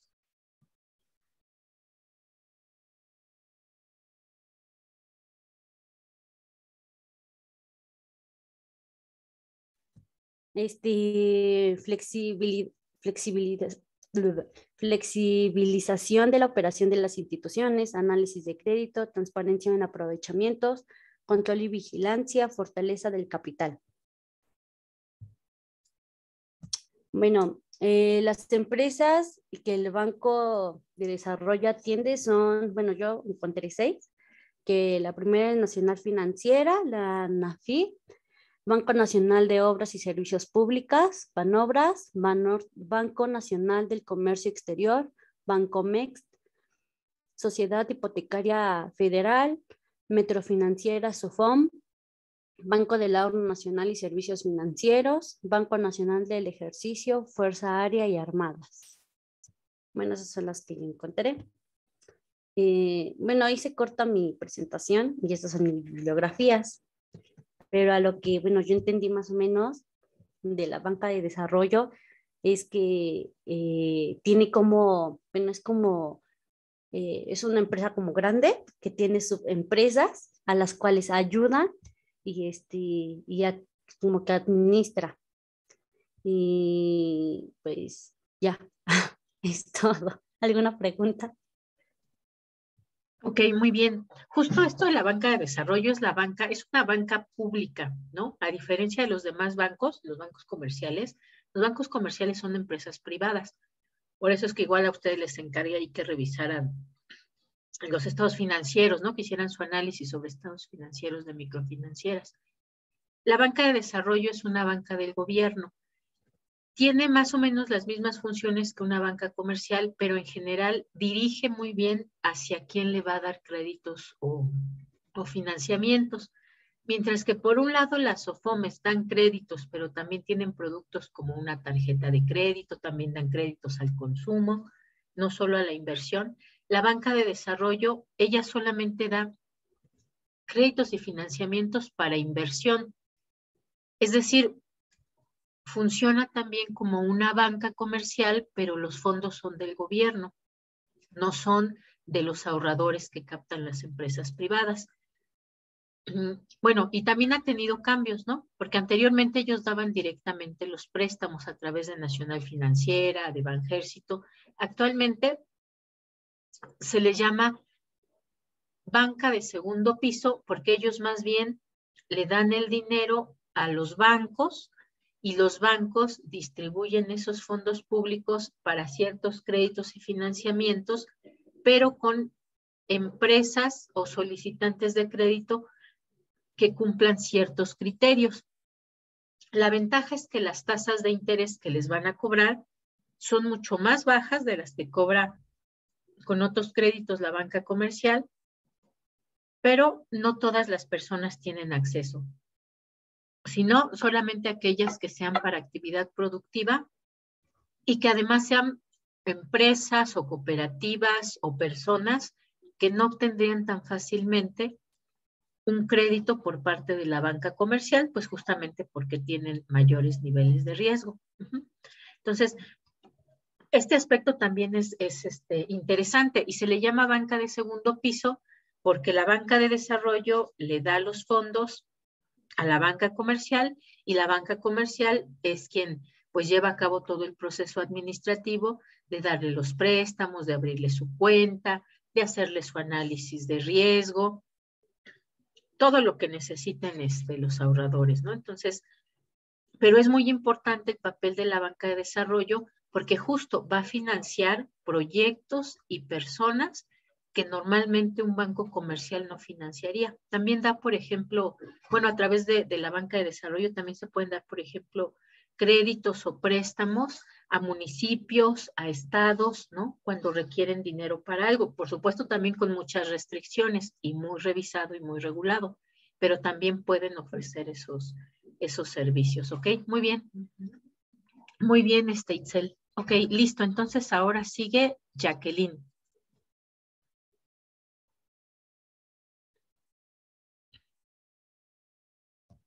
¿Puedes sacar mi presentación, por favor? Es que no puedo. Ok, ok. Ajá. Listo.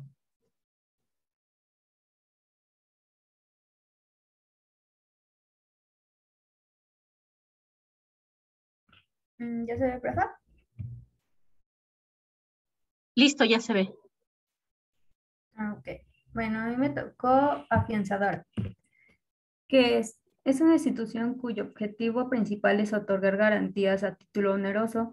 Dichas garantías son conocidas como fianzas, mismas que se venden a personas físicas o morales que las necesiten para celebrar algún tipo de contrato. La fianza es una garantía que asegura el cumplimiento de una obligación o contrato. Cuando algún cliente o proveedor o entidad solicita una fianza, prácticamente lo hace para tener la certeza de que el contrato se cumplirá al 100%. Si por algún motivo no se cumple lo que se pactó, la fianzadora paga el acreedor o el beneficiario de la póliza lo establecido en la misma. Esto a su vez el fiado debe de pagar a la afianzadora y va dirigido a cualquier tipo de empresa en la República Mexicana que tenga necesidad de ofrecer la garantía del cumplimiento. ¿Qué otorga la empresa? Otorga el beneficio, pago o contraprestación que genera de una relación jurídica, garantizando pagos posibles contingencias, etcétera, funcionando a manera de garantía en cualquier obligación legal, válida o de contenido económico, derivadas tanto de contratos como de pedidos y órdenes de compra que se celebren entre entidades gubernamentales o entre particulares. ¿Cómo funcionan? Funcionan al garantizar cualquier obligación legal contractual en una orden de compra, pedido o en un procedimiento judicial, así como en otorgar fianzas a título oneroso, garantizar obligaciones lícitas asegurables en un contrato, una obligación legal, inconformidad fiscal, convenio de pago de impuestos. Estos hay 3 participantes que cumplen con un rol específico para que se pueda llevar a cabo un cumplimiento cabal de la ley. El primero de estos son el garantizado, que es la persona física o moral que solicita la garantía de algún contrato o actividad con la solicitud de una fianza. La fianzadora es la empresa que respalda al contratante y al finalmente el fiado o el contratante es la persona que requiere garantizar el cumplimiento de algún evento jurídico legal. Y bueno, es importante señalar que dentro de las afianzadoras el proceso de contratación dependerá del tipo de contrato que se quiera llevar a cabo, como las características de quien desea adquirirla. ¿Quién puede otorgar una fianza? Bueno, las fianzas solamente ser otorgadas por instituciones de fianzas afianzadoras, instituciones de seguros de caución autorizadas para operar fianzas. Estas son las aseguradoras de caución. En ambos casos, dichas instituciones deben estar autorizadas para operar por la Comisión Nacional de Seguros de Fianzas y a través de la Secretaría de Hacienda y Crédito Público.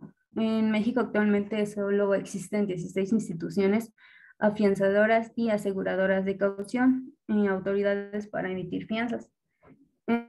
Su finalidad es dar certeza jurídica con la fianza o seguro de caución frente a un riesgo económico entre el beneficiario o fiado.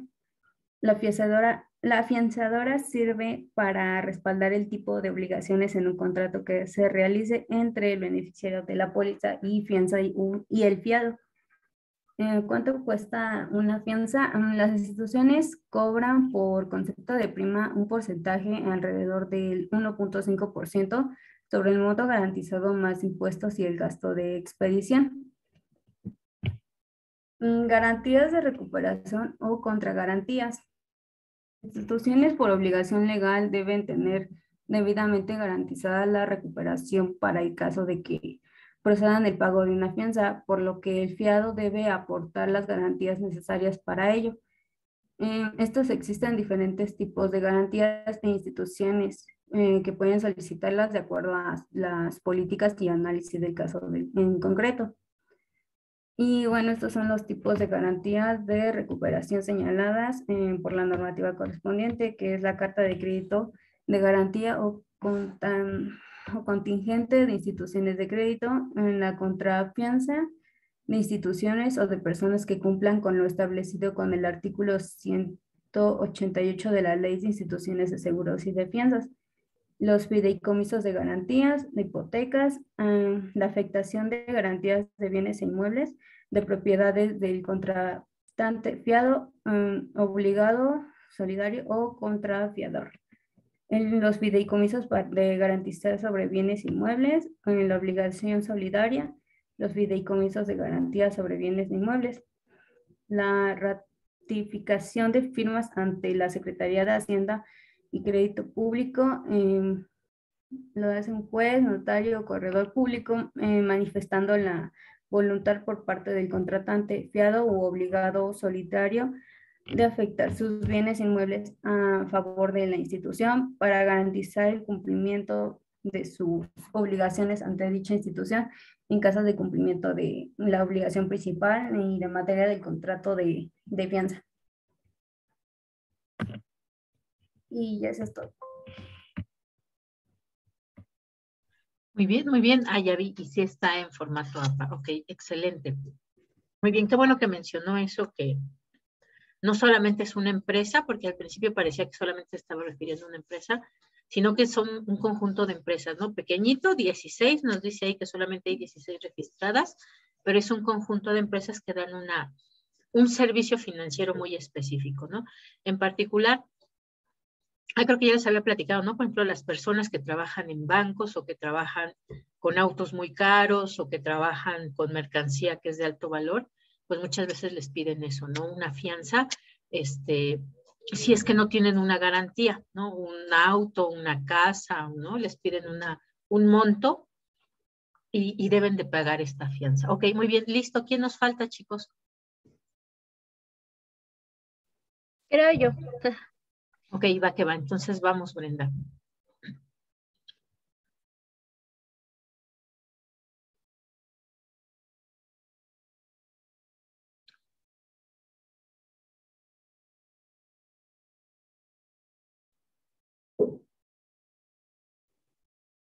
Sí se ve, ¿verdad? Listo, ya se ve. Ok, bueno, a mí me tocó de intermediario financiero, casa de la bolsa. Bueno, las casas de bolsa.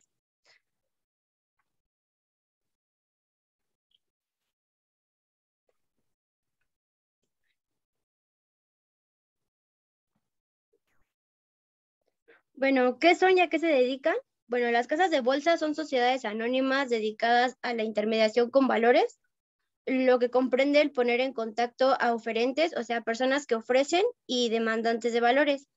así como ofrecer y negociar valores por cuenta propia o de terceros en el mercado primario o secundario. Esto, en pocas palabras, es un intermediario autorizado para realizar operaciones bursátiles, es decir, donde se puede invertir en varias modalidades. Bueno, ese es un pequeño paréntesis para como complementar un poco la idea de lo anterior. Los mercados primarios y secundarios. El mercado primario es también conocido como el mercado de emisión de activos financieros. En él, el mercado de emisión de valores o títulos financieros de nueva creación. Bueno, en este tipo de mercados, las empresas, instituciones gubernamentales o entidades financieras necesitan conseguir financiación de forma rápida a través de la emisión de bonos o valores de deuda, acciones o valores de riesgo, que serían las rentas variables o renta fija. El mercado secundario, llamado negociación o transacción de operaciones, es el mercado donde se negocia cualquier título financiero de renta fija, variable, mixto o de activos de mercado monetario con la capacidad de convertirse fácilmente en dinero. Bueno, en este mercado tanto compradores como vendedores pueden participar directamente a través de un corredor de bolsa o un agente de valores. El objetivo del mercado secundario no es otro más que proporcionar liquidez a los activos financieros y llevar a cabo una correcta valoración de estos mediante su precio. Regresando a las casas de bolsa, su forma de funcionar es que cuando una firma tiene la necesidad de crecer o expandirse, lanza ofertas públicas iniciales para que los inversionistas compren sus acciones y así lograr su objetivo. Pero no solamente se trata de comprar y vender acciones. Esa es una mínima parte de todas las operaciones que se realizan a diario en una casa de bolsa, bajo diferentes estrategias, pero que tienen un solo objetivo, que es que el dinero de los inversionistas crezca. Bueno, otros objetivos de las casas de bolsa es ser vista por el mercado y el público como instituciones que ayudan a la gente a tener una pensión de jubilación digna a través de inversiones a largo plazo. También a que los inversionistas eleven su nivel de vida gracias a los resultados de inversiones a corto y medianos plazos. Bueno, a quienes atiende, las casas de bolsa brindan asesoría a las empresas para obtener financiamiento a través de la emisión de títulos y participar en las ofertas públicas como colocador de los mismos o como representantes comunes de los tenedores de valores. Operan a nombre del público inversionista. La prestación de servicios de inversiones deberá realizarse a través de apoderados de las casas de bolsa para celebrar operaciones con el público inversionista. Bueno, aquí un apoderado es una persona física autorizada por la CNBV, que ahorita les voy a explicar qué es, que cuenta con poder de algún intermediario del mercado de valores para celebrar operaciones con el público en cumplimiento de contratos, intermediación bursátil, fideicomisos, mandatos o comisiones, así como contratos de depósito y administración de valores que los clientes tengan celebrados con el intermediario. O sea, el apoderado es como el que se va a hacer cargo de todo el trámite y todo esto sin que como el inversionista esté como tanto al contacto.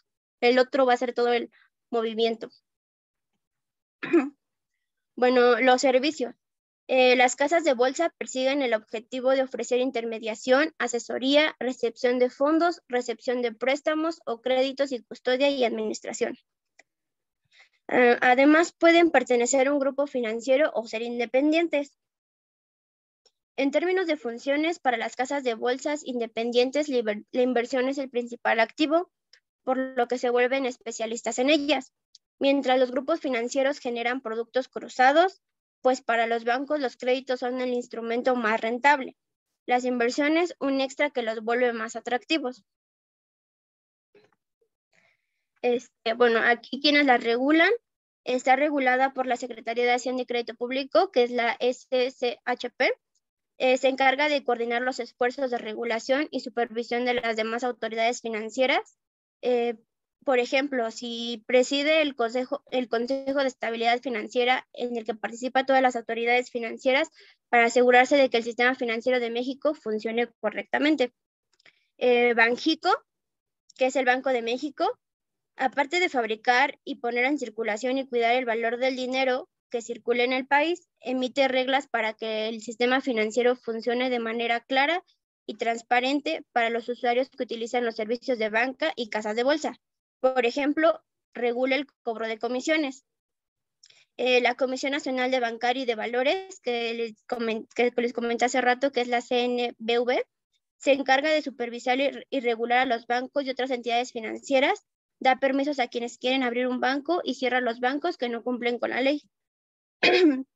La Comisión Nacional del Sistema del Ahorro para el Retiro, que ya le habían mencionado mis compañeros, la CONSAR, se encarga de autorizar y supervisar a los fondos de pensiones, que son las AFORES, donde las personas que trabajan ahorran para que después de haber trabajado muchos años puedan dejar de hacerlo y vivir de sus ahorros, que se llama pensión. La Comisión Nacional de Seguros y Fianzas, que es la CNSF, se encarga de supervisar y regular a las compañías de seguros. También da permisos a quienes quieren abrir una aseguradora y cierra aquellas que no cumplen con la ley. El Instituto para la Protección del Ahorro Bancario, que es el IPAB, se encarga de garantizar un seguro para todos los depósitos bancarios. Cuando ahorras dinero en el banco, no tienes que preocuparte si algo pasa en el banco, ya que el dinero pues se encuentra protegido por un seguro, pero se encuentra protegido hasta cierto monto. O sea, si tienes como menos del monto indicado, no tienes un seguro, entonces si se pierde, pues no hay reembolso ni nada. Por último, la Comisión Nacional de la Protección y Defensa de los Usuarios de Servicios Financieros, que lo comentó la maestra, que es la CONDUCEF, se encarga de proteger y defender los derechos de los usuarios del sistema financiero. Un ejemplo es que si tienes una queja de tu banco o si necesitas orientación para elegir un préstamo, puedes ir a que te asesoren. Por ejemplo, mi compañera Itzel, que tenía un problema con Electra, pues por eso la maestra le comentó lo de la CONDUCEF. El tipo de público a quienes les otorga el servicio. Bueno, en general, el servicio está dirigido para empresas y cualquier inversionista, pero para ello deben cumplir con ciertos requisitos. Se puede decir que va como público en general, pero pues tiene como que tener ciertos medios para poder invertir. Bueno, las casas de bolsa que operan a nombre del público inversionista tienen que cumplir con diversas obligaciones establecidas en la ley. Entre las más importantes están, la prestación de servicios de inversiones deberá realizarse a través de apoderados de la casa de bolsa para celebrar operaciones con el público inversionista, que ya se los había mencionado, que es como el que hace todo el papeleo. Bueno, en adición a esto, para servicios de asesorados, las casas de bolsa deberán evaluar sus objetivos de inversión de sus clientes, su situación financiera, los conocimientos en la materia de estos con el objeto de obtener su perfil de inversión. Analizar los productos financieros que ofrezcan a sus clientes, tomando en cuenta los posibles riesgos a los que se encuentran expuestos. Hacer las recomendaciones y operaciones acordes a los perfiles de inversión definidos para sus clientes. Los elementos de que las casas de bolsa deben considerar para la determinación del perfil de sus clientes son conocimientos y experiencia en materia financiera y del mercado, situaciones y capacidad financiera, objetivos de inversión, que sería el propósito de la inversión, su duración, el nivel de tolerancia al riesgo, así como las limitantes y restricciones establecidas por el propio cliente.